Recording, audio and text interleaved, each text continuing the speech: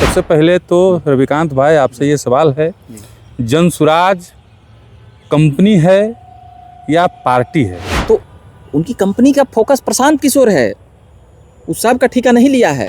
तो जब वो वहाँ तक काम कर पाए तो वो आदमी जब थोड़ा सा इधर उधर जाएगा तो किसका सुनेगा किसी का। किए थे किस स्टाइल में किए थे आप देखिए, पेश करें जी नमूना करें हम। तो जो आदमी इतना पावरफुल हो और ऐलान कर रहे हैं कि पेश करें अध्यक्ष, तो ये रहे मनोज भारती जी। पद और दायरा में नहीं बांधा जा सकता है प्रशांत किशोर। तो वो इस जगहों पर इस पोजीशन पे काम कर चुके हैं। अब ऑफिशियली रूप से तो पोजिशनल नहीं थे, मगर वो चर्चा चला कि आरसीपी सिंह अब आ गए हैं, प्रशांत किशोर की टीम पूरी मजबूत हो गई है जी। नीतीश कुमार के दाहिना और बायां हाथ जो है वो टूट गया, रोशनी बिखेरता है पृथ्वी पे, वैसे ही नीतीश कुमार से प्रकाश लेके आरसीपी सिंह जदयू पार्टी में रोशनी बिखेर रहे थे। ठीक है, जब जदयू ने बाहर निकाला, अब वो बेचारा ऐसा हो गया कि ई अध्यक्ष पद तो गेबे किया, मंत्रालय गेबे किया, पटियों से चल गए। भाई नीतीश जी किसी को फोन कर देंगे तो किस पार्टी की हैसियत है कि विधायक नहीं आ जाएगा, एंटी पटिया वाला भी आ जीते। उस स्तर के ना वो हो चुके थे। क्या बात करते हैं। ठीक है निशिकांत जी, नहीं जनसुराज क्या असर डालने वाला है? देखिए, जनसुराज ने यह असर डाला कि तमाम पॉलिटिकल पार्टियों के सामने एक चैलेंज है कि देखिए, आज हम फिर से चर्चा प्रशांत किशोर और उनकी कंपनी जनसुराज के बारे में करेंगे। अब कंपनी हम क्यों बोल रहे हैं ये आपको वीडियो में पता चल जाएगा। हमारे साथ चर्चा में झकास भारत वाले रविकांत हैं और मेरा नाम निशिकांत है। हम दोनों भाई आज मिलके प्रशांत किशोर की पार्टी जनसुराज, जिसे आप लोग जानते हैं पार्टी के नाम से, हम उनकी कंपनी के बारे में एक चर्चा करने वाले हैं। और इस चर्चा का विषय होगा कि क्या जनसुराज कंपनी में बहुत जल्द भगदड़ मचने वाला है। जिस तरीके से उनका कारवां बहुत जल्द ही, बहुत कम समय में ही लंबा हो रहा था, और उस कारवां में जुड़ने वाले लोगों से बिहार की राजनीति में क्या प्रभाव पड़ेगा, चर्चा का विषय ये भी रहेगा। सबसे पहले तो रविकांत भाई आपसे ये सवाल है, जनसुराज कंपनी है या पार्टी है? आप बहुत दिनों से देख रहे हैं, क्या लगता है आपको? देखिए, पहले तो हम ये कहना चाहेंगे कि जनसुराज पार्टी मतलब कि ये एक पार्टी के रूप में इन्वॉल्व है, मगर इसके कई जो इससे पहले जो कंपनी का काम हुआ करते थे, तो अब जनसुराज पार्टी जब पॉलिटिकल पार्टी बन चुकी है तो इसको जदयू के प्रवक्ता जिस प्रकार से खुलासा किए थे, अगर हम बात करें नीरज कुमार का, तो वो जिस प्रकार से इनके कंपनियों का नाम लिए थे और भी तमाम चीज़ों का, तो आज हम केवल जनसुराज पार्टी ही नहीं, कई और भी पॉलिटिकल पार्टी में अगर जाएंगे देखेंगे तो इससे भी बड़ी बड़ी कारपोरेट उसको हैंडल करती है। तो अब जो पॉलिटिकल जो सिनेरियो या रूट मैप जो बदल चुका है, अब उसमें आप अगर धनबल नहीं जुटा सकते हैं तो फिर राजनीति नहीं कर सकते हैं। इसमें एक चीज़ें जो देखने के लिए मिली है, तो प्रशांत किशोर इस बात को जानते थे और जानते हैं कि बिना अर्थ को जुटाए हुए आप यहाँ पॉलिटिक्स नहीं कर सकते थे। तो जब किसी के पास आज किसी भी पार्टी में कोई नेता अगर चुनाव लड़ते हैं तो वह उनके पास, आप ज़्यादातर की संख्या देखिएगा तो पता चलेगा कि पैसे की अथाह मात्रा है उनके पास, तभी वह चुनाव लड़ सकते हैं, नहीं तो नहीं लड़ सकते हैं। तो आज उसको ठीक है कंपनी कहिए उसको या कुछ और भी नामाकरण कर दीजिए, मगर अब ये पॉलिटिकल सेटअप ही कुछ ऐसा हो चुका है कि आपके पास अगर पैसा नहीं रहेगा तो आप राजनीति नहीं कर सकते। कंपनी का से कहने का अर्थ मेरा ये है, जैसे इलेक्शन कमीशन में कंपनी के थ्रू इन्वॉल्व नहीं है जी, जनसुराज पार्टी इन्वॉल्व है, तो उसको हमरे कहने का मतलब समझ लीजिए। पहले जनसुराज में तो नीरज कुमार जैसे बोल रहे हैं, प्रवक्ता जनसुराज नहीं, प्रवक्ता नहीं, हम बस चर्चा कर रहे हैं। जी। जनसुराज को पहले आईपैक नाम की कंपनी चलाती थी। आईपैक के करीब 250 बंदे जनसुराज में काम कर रहे थे, और अब आईपैक कंपनी जब जदयू ने सवाल उठाया तो आईपैक कंपनी को बदल के JSPT नाम दे दिया गया है, और वही बंदे जो आईपैक में थे वही बंदे उस कंपनी में है। JSPT का मतलब दर्शकों को बता देते हैं, JSPT का मतलब होता है जनसुराज प्रोफेशनल टीम। JSPT का फुल फॉर्म यही है फिलहाल। हमारे कहने का मतलब ये है कि जनसुराज में जेएसपीटी के जो कर्मचारी हैं, प्रशांत किशोर के बाद पूरी पार्टी को वही चलाते हैं जी। उनसे जुड़ने वाले जितने भी नेता हैं उनको उस पार्टी में उन्हीं लोगों का सुनना पड़ता है। राजनीतिक तौर पे आज़ादी नहीं है। यानी कि बहुत सारे बड़े बड़े नाम जुटे, एमएलसी जुट गए, बड़का पार्टी के राष्ट्रीय अध्यक्ष जुट गए, लेकिन उन लोगों की उस पार्टी में राजनीतिक आज़ादी नहीं मिल रही है। जो काम करना चाहते हैं वो, जो बोलना चाहते हैं वो बोल नहीं पाते हैं, वो कर नहीं पाते हैं। करने से पहले, बोलने से पहले जेएसपीटी के सदस्यों से, कर्मचारियों से पूछना पड़ता है। सिर्फ और सिर्फ बोलने की आज़ादी उसमें दो ही लोगों को है, एक प्रशांत किशोर हैं और दूसरे नए वाले जो अध्यक्ष हैं, दूसरे वाले अध्यक्ष। पहले वाले अध्यक्ष मिश्रा जी थे, दूसरे वाले जो अध्यक्ष हैं वो उदय सिंह हैं, उनको आज़ादी मिली है। ये पहले वाले अध्यक्ष मिश्रा जी थे। हाँ, पार्टी 2022 में रजिस्टर्ड हुई चुनाव आयोग में, और उस वक्त आनंद मिश्रा अध्यक्ष बने। नहीं, युवा के अध्यक्ष बने। अरे भाई, मेरे आनंद मिश्रा के नाम से पार्टी रजिस्टर्ड है चुनाव आयोग का। नहीं, डाटा मेरे पास है, जब पार्टी रजिस्टर्ड हुई थी। पहले सुनिए, 2022 में तो रिजाइन नहीं मारा। अरे भैया, वो आनंद मिश्रा नहीं, कोई और आनंद मिश्रा है, ठीक है, मिश्रा जी हैं। उसके बाद मनोज जी तो कार्यकारी अध्यक्ष बने। हाँ, ठीक है। आधिकारिक तौर पे जो जनता जानती है कि पार्टी का जो है शुभारंभ, उद्घाटन 2 अक्टूबर 2023 को हुआ। उसके बाद मनोज भारती जी कार्यकारी अध्यक्ष बने 24 में, और उसके बाद जो है उसी 2023 में ही कार्यकारी अध्यक्ष बनाया गया था उनको 2 अक्टूबर को। और उसके बाद उदय सिंह को अब जो है पहला राष्ट्रीय अध्यक्ष घोषित किया गया है। लेकिन माफ कीजिएगा उदय सिंह जी, आप पहले राष्ट्रीय अध्यक्ष नहीं है पार्टी के। आधिकारिक तौर पे पहले राष्ट्रीय अध्यक्ष जो है वो आनंद मिश्रा है। ठीक है। तो यही कहने का मेरा मतलब था कि राजनीतिक तौर पे आज़ादी नहीं है, इसलिए कई नेता, मैं नाम यहाँ पे नहीं बताऊंगा, प्रशांत किशोर जी बखूबी जानते हैं उन नेताओं को।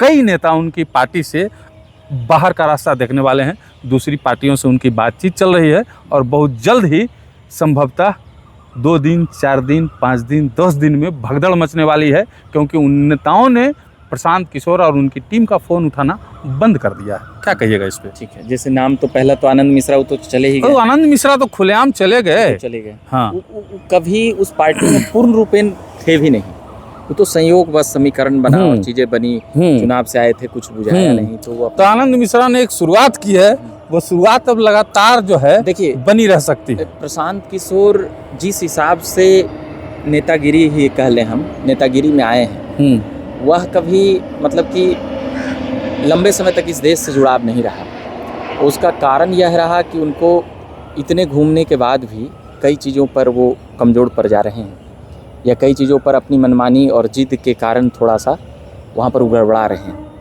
अब जो नेता छोड़ने की वजह हो रही है, वो हमको यह समझ में आ रही है कि देखिए, वो डायरेक्ट आए 1 दशक तक काम करने के बाद देश विदेशों में, तो किन से जुड़े और किनका काम करते थे अब पता ही होगा। वह बीजेपी के टॉप लीडरों के साथ बैठते थे। ठीक है, मैं 12-13 साल पहले का बात कर रहा हूँ। तो जब वो वहाँ तक काम कर पाए, तो वो आदमी जब थोड़ा सा इधर उधर जाएगा तो किसका सुनेगा किसी का? आपको लगता है पत्रकारिता करते हैं ना आप? अरे वही आप करते हैं ना पत्रकारिता, हम भी करते हैं। लेकिन कैमरे के पीछे जितने लोग हम लोगों को सजेशन देते हैं कि ये मत करो, ये गलत है, ये मत करो, ये गलत है, ये गलत है, ठीक है, 1 मिनट कर सकते हैं। और 1 मिनट जब कैमरे के आगे खड़ा कर दीजिएगा तो बोलने में बिल्कुल के हाथ में आ जाएगा। अरे ना वो एडिटिंग कर पाएंगे, ना थंबनेलिंग बना पाएंगे, ना वो टाइटल लिख पाएंगे, ना वो माइक संभाल पाएंगे। यही बात है कि नेता को नेतागिरी करने के लिए बताना अलग बात है और नेतागिरी करना अलग बात है। वही चीज पे हम आ रहे थे। तो हम शुरुआत में चल गए कि वो कैसे आए हैं। तो पहले तो किए बड़े बड़े लोगों के साथ काम। हम जैसा कि आपको वहाँ तक ले जाना चाहते थे, आप एग्जाम्पल देके, अच्छा एग्जाम्पल देकर समझा दिए। तो वो वहाँ काम किए। उसके बाद वो कहाँ काम किए? घोर दुश्मन बने नीतीश जी। वहाँ उनको नंबर 2 या वो चाहते थे कि हमको यहाँ ये पावर मिले, वो पावर मिले। उसके बाद आए यहाँ अलायंस के साथ, बिल्कुल, जहाँ पर दोनों मजबूत पार्टियां थी। दोनों के जुड़ने के बाद ऐसे ही 1% उधर चल जाता है। तो उसका कुछ लाभ इनको भी मिला। क्रेडिट तो भाई अब प्रशांत किशोर इन दोनों के बीच में खड़ा होकर घूम रहे हैं, बाल्किंग कर रहे हैं, बोल बतिया रहे हैं, डिसीजन मेकिंग बन रहे हैं, मंत्री विधायक तय कर रहे हैं। तो निश्चित तौर पर प्रशांत किशोर एक ताकतवर रोल में थे। 2014, 15, 16, 17, 20 तक रहे, 19, 20 में जब तक जदयू ने निकाला नहीं या हटाया नहीं तब तक रहे ही। तो इतने पावरफुल चीज़ों पर वह रह चुके हैं, और उसके बाद कहिएगा इन लोगों को मैनेज कर लेना, उनके लिए क्या है सांसद विधायक MLC जी हैं? उससे ज़्यादा का वो अपना हिसाब किताब उस समय करते थे। डिक्टेटरशिप है ना पार्टी में। अरे वहीं पे हम आ रहे हैं, वहीं पे आ रहे हैं। तो जब इन बारीकियों को वह नहीं समझ सके, नहीं जान सके कि एक विधानसभा या मुखिया के लड़ने के लिए कितना झोला लेके बैठना पड़ता है, बांटना पड़ता है, तो वो तो डायरेक्ट यहाँ से वहाँ वो फोन और आदमी के जरिए हुआ। तो जो वहाँ पे वो करता है, चुनाव के 1 दिन पहले का होता है, 2 दिन पहले का होता है, उनको ही पता है, मगर वो प्रैक्टिकली रूप से जो वहाँ मौजूद रहेगा वो ज़्यादा सीखेगा। सीखेगा कि नहीं सीखेगा? एकदम बिल्कुल सीखेगा। जो प्रैक्टिकली रूप से दौड़ धूप पत्रकार कर रहा है वो ज़्यादा सीखेगा कि नहीं सीखेगा? बिल्कुल सीखेगा। जो डेस्क पे काम कर रहे हैं उनका डेस्क का अनुभव होगा। जो बाहर का काम कर रहे हैं, तो नेतागिरी फुल्ली रूप से बाहर का चीज़ है। नरेंद्र मोदी इतना बढ़िया नेतागिरी क्यों कर लेते हैं? क्योंकि 50 साल तक वही कमाऊ किए हैं जनता के बीच में। उनको पता है कैसे मोबिलाइज करना है, कैसे क्या करना है, कैसे क्या करना है, कौन सीट निकालेगा, किस जाति का, किस फलानमा चिलनमा, किस किस में लड़ाई है, किस किस में लड़वा देना है, किस किस को कर लेना है। तो ये सब काम डेस्क पे किए थे, बहुत अच्छे से किए थे। प्रशांत किशोर डेस्क के रिपोर्टर थे, जमीनमा में करना बड़ी अच्छा। तो यहाँ पे क्या है, उनके साथ लोग जुड़ते हैं, वो अपना काम करना चाहेंगे, नहीं करना चाहेंगे। ये एक बात है आपने सही कही कि उनकी कंपनियां रोक टोक, तो उनकी कंपनी का फोकस प्रशांत किशोर है, उस सब का ठेका नहीं लिया है। बाकी नेता कोई पूछिए नहीं रहा है। अब वहाँ अब जैसे प्रशांत किशोर का नाम और दायरा उनका पार्टी में इतना बड़ा है कि वो अध्यक्ष ऐसे करके ऐसे नियुक्त करते हैं। याद है 1 साल 8 महीना पहले जो 2 अक्टूबर 2024 को किए, गलती से सीट मिल गया अगर, हाँ, बहुमत लाइक, हाँ, तो सीएम भी रविकांत को नियुक्त कर देगा। रविकांत बनेगा सीएम। इतना हैसियत नहीं है। अच्छा, अब दूसरी, अब ये तो हंसी माहौल वाला बात हो गया। अब आते हैं दूसरा सवाल सुन लीजिए। मेरा एक तो सवाल है कि हम ये कह रहे थे कि वो अध्यक्ष कैसे नियुक्त किए थे, किस स्टाइल में किए थे। आप देखिए, पेश करें जी नमूना करें हम। तो जो आदमी इतना पावरफुल हो, हाँ, और ऐलान कर रहे हैं कि पेश करें अध्यक्ष, हाँ, तो ये रहे मनोज भारती जी, हाँ, तो ये क्या दिखाता है कि मतलब वो आदमी उस पार्टी और उन चीजों से ऊपर जा चुका है। उसको ही पद और दायरा में नहीं बांधा जा सकता है प्रशांत किशोर। तो वो इस जगहों पर इस पोजीशन पे काम कर चुके हैं। अब ऑफिशियली रूप से तो पोजिशनल नहीं थे, मगर वो करते थे इस काम। तस्वीरें गवाह है कि वो इन लोगों के साथ सीएम हाउस में जो रहा, वो कोची बुझेगा जी। आए कौन विधायक का, सांसद के जो मुख्यमंत्री को जाकर वहाँ पूरा अति करता हो, उसके सामने सच में विधायक सांसद MLC का ऊँची है। आएंगे, बैठेंगे, जाएंगे, नमस्ते प्रणाम, प्रशांत किशोर है, स्ट्रेटेजिक नए जमाना क्या है, ये करेंगे, वो करेंगे, बिहार को ले जाए, सब कुछ है। उन लोगों को मैनेज करना उनके लिए मुश्किल है। अब देखिए, सवाल मेरा एक और है कि जब RCP सिंह अपनी पार्टी का विलय किए तो चर्चा चला कि RCP सिंह अब आ गए हैं, प्रशांत किशोर की टीम पूरी मजबूत हो गई है, नीतीश कुमार के दाहिना और बायां हाथ जो है टूट गया, उखड़ के जनसुराज में चला गया। ठीक है, अब तो बिहार में परिवर्तन, बदलाव, RCP सिंह फलना ढीमका RCP सिंह से आने से। लेकिन अब देखिए, RCP सिंह की कहानी बता देते हैं। RCP सिंह जो है नीतीश कुमार नामक सूर्य से प्रकाश लेकर के आज तक चमक रहे थे। तो जदयू में सवाल उनका क्या है, किस पे हम बोले? राष्ट्रीय अध्यक्ष बनाए RCP सिंह को नीतीश कुमार। नीतीश कुमार से जैसे चंद्रमा सूर्य से प्रकाश लेकर के अपनी रोशनी बिखेरता है पृथ्वी पे, वैसे ही नीतीश कुमार से प्रकाश लेके RCP सिंह जदयू पार्टी में रोशनी बिखेर रहे थे। ठीक है, जब जदयू ने बाहर निकाला तो बीजेपी गए, बीजेपी भी भांप लिया उनको कि कोई काम के आदमी नहीं है। ठीक है, तो जब वहाँ से भी जो है उनको कोई वैल्यू नहीं मिला, तब जाके अपनी पार्टी बनाए। जब अपनी पार्टी RCP सिंह जी से नहीं संभल रही थी, तब लास्ट में अपनी पार्टी का विलय करा लिया कि कम से कम इज्जत बचेगा। आपको क्या लगता है? सवाल क्या है RCP सिंह पे? संक्षिप्त में कीजिएगा था ना, तो इतना लंबा चौड़ा सवाल। RCP सिंह जनसुराज के लिए क्या कर सकते हैं? देखिए, पहली बात कि RCP सिंह लीडर नहीं रहे हैं। ठीक है, पहले ये क्लियर कर लीजिए। RCP सिंह एडमिनिस्ट्रेटर रहे हैं, एडमिनिस्ट्रेशन में अच्छा काम किए हैं, नीतीश जी के सलाहकार पर भी काम किए हैं। अब लाख उनको टोका टिप्पणी कर लीजिए, PA रहे, ये रहे, वो रहे, वो अपना विरोधाभास वाला। मगर लीडरशिप कहिएगा कि अब जनाधार वाला, जब वो इतना ही जनाधार वाला रहते तो वो अपन पटिया एकरा में काहे ला विलय करते प्रशांत जी में? अब बीजेपी उनको छोड़ देता। बीजेपी समझ गया ना जी कि नालंदा जिला में बीजेपी तो उनको टास्क देवे की थी कि मुख्यमंत्री बनाएंगे, मुख्यमंत्री बनेंगे। अरे भाई 4 साल पहले हाँ। जो विधायक लाना था तो बीच में ना धरा गया, एप टेप आदमी ऐते जेते। हाँ। नहीं पता है आपको, बड़ी कहानी था। हाँ। तो वो तो सब हो ही गया, झारखंड से बिहार तक का वो मेल मिला, वो तो खत्म हो गई पूरा। हाँ। वहाँ पे हाँ। तो नहीं जुगाड़ कर पाए। हाँ। विषय अंदर खाने से यही थी। हाँ। तो नहीं जुगाड़ कर पाए उस समय बीजेपी के पास, कोई नहीं किया उनके साथ। अब उसको जो भी बोल लीजिए, मगर इतना तो बीजेपी ने, अब वो बेचारा ऐसा हो गया कि ई अध्यक्ष पद तो गेबे किया, मंत्रालय गेबे किया, पटियों से चल गए, समाप्त न है 2-3 साल से जी। हाँ भाई। हैं जो आदमी पार्टी चला रहे थे, जो आदमी आए रे बाप मोदी सरकार के मंत्री में रहे हों साल भर, तो सोच लीजिए क्या स्थिति हो गया। तो यहाँ पे देखिए क्या है, नीतीश जी अपना प्रकाश वापस ले लिए। अब प्रकाश नीतीश जी वापस लिए कि कौन क्या कर दिए, अब उसमें जाने देते हैं हम लोग। अब अंधरिया में चल गया। अंधरिया में ठीक है, अंधरिया उजरिया का विषय बात नहीं है। बात है कि आरसीपी सिंह कोई नेतृत्व क्षमता वाले लीडर नहीं रहे हैं शुरू से। वो किन्हीं के साथ जाके उसने उसको पावर दिया, जैसे विषामृत नहीं खेलते थे, छू दिए बस, हाँ तुम्हें करंट लग गया, अमृत, तो वही थे उनको अमृत दिया गया था। अब फिर से 20, हाँ अब स्थिर रहो, अब स्थिर रहो, अब स्थिर। ये पॉलिटिक्स का ये है। अब जो लीडर है, नीतीश कुमार के सामने कौन कौन आए कौन कौन गया, आपको नामों याद होगा, जॉर्ज से लेके शरद यादव तक का क्या कहा जाए।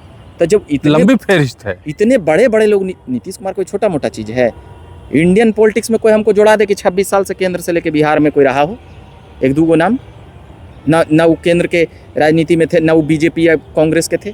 बहुत चुनिंदा नाम आएगा, 2-4 नाम आएगा। सन 1998 से मिनिस्टर से लेकर आज तक मुख्यमंत्री बनते आ रहे हैं। कोई साल चुके हैं? नहीं भाई, कोई साल नहीं चुके हैं, आप जोड़ लीजिए। तो जो आदमी मटिया मेट कर दिए आरजेडी, लालू यादव और आरजेडी को, फिर जाके यही संजीवनी दिए तो जिंदा भी हुआ है, फिर यही मुरझाए भी, फिर उसको फिर। तो बात यह है कि नीतीश कुमार उस दायरे उस चीज़ के थे कि आरसीपी सिंह को लगा कि हम ही चला रहे हैं पटिया, हम मंत्रियों बन गए, इन्हों बन गए, बीजेपी वाला भी कुछ तो कुछ कार्य करता है ना, कुदा ही देता है आदमी को ना ऊपर। मांझी को भी कुदा दिया था, मांझी भी अलगे बागी तीर धनुष लेके कि हमरा साथ तो विधायक है ये, पर भला करेगा राम, कि मांझी जी बेचारा ही 90 गो विधायक के समर्थन था बीजेपी का। मांझी जी फ्लोर टेस्ट पहले ही रिजाइन मार के बोले अब जुगाड़े नहीं, 30 को जुगाड़ नहीं हो पाए तो सीएम कैसे बनेंगे। तो असली बॉस नीतीश से थे भाई। नीतीश जी किसी को फोन कर देंगे तो किस पार्टी की हैसियत है कि वो विधायक नहीं आ जाएगा?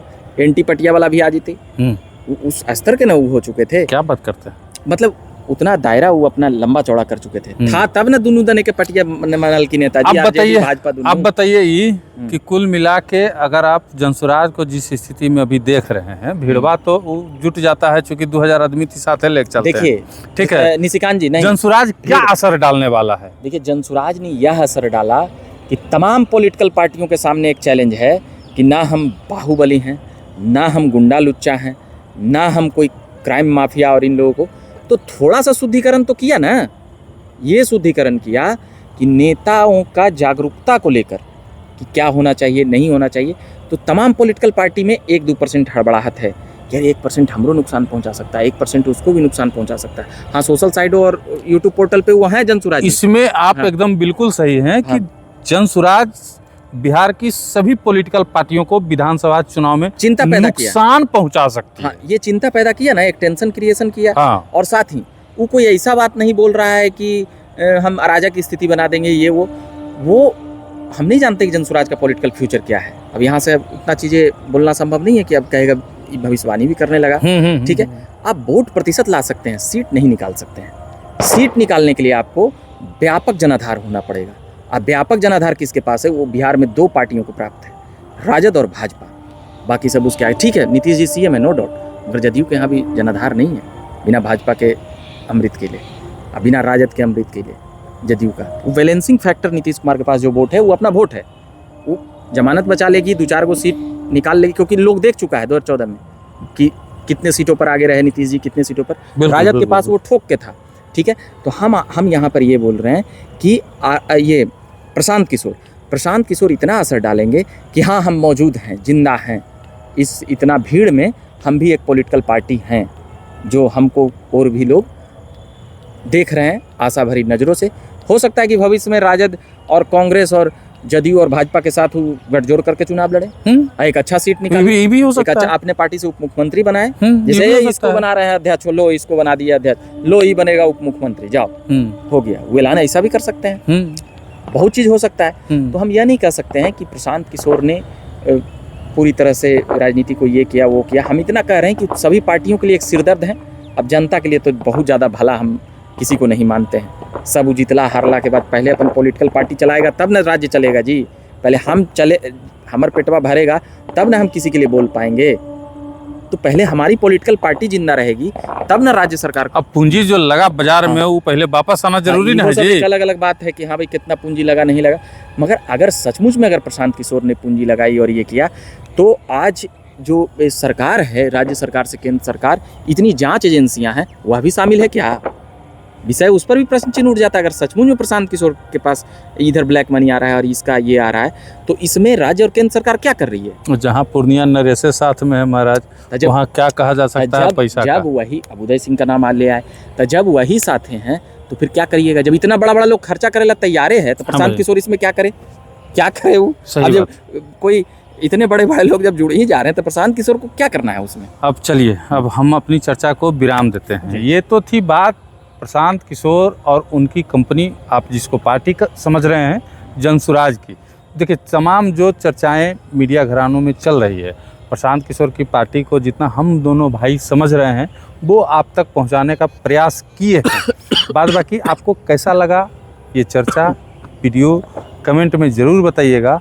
साथ ही ये भी बताइएगा कि प्रशांत किशोर आपके क्षेत्र में, यानी कि जनसुराज पार्टी का आपके क्षेत्र में क्या प्रभाव पड़ रहा है, जनसुराज पार्टी का आपके अगल बगल के क्षेत्रों में क्या प्रभाव पड़ रहा है, और जनसुराज पार्टी बिहार विधानसभा में क्या कर सकती है, ये भी आप बताइएगा, तभी हमको जानकारी होगा।